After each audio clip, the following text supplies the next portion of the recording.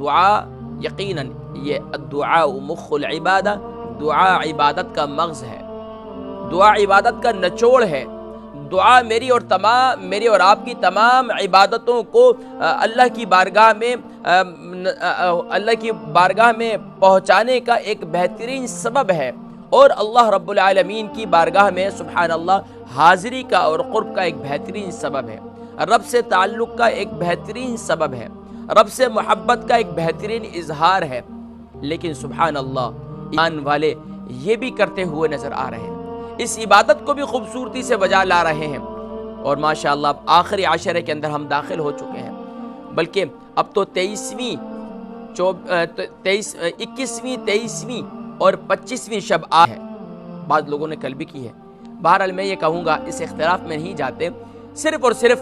اتنا ضرور سوچنا چاہیے کہ سبحان اللہ پیارے کریم آقا صلی اللہ علیہ وسلم کی حدیث مبارکہ ہے کہ رمضان المبارک کے آخری عشرے کے اندر، آخری عشرہ یعنی 10 دنوں کے اندر شب قدر کو تلاش کرو۔ اور سبحان اللہ میں سمجھتا ہوں یو کے اندر سبحان اللہ یہ اپرچونٹی ماشاءاللہ موجود ہے، اور یقیناً پوری رات تو ویسے ہی جاگتے ہیں۔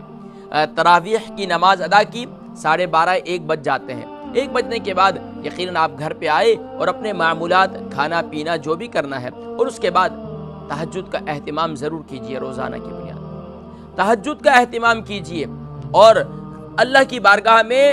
دعا کیجئے، دعا کیجئے،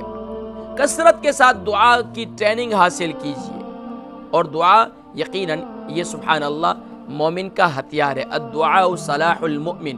دعا مومن کا ہتھیار ہے۔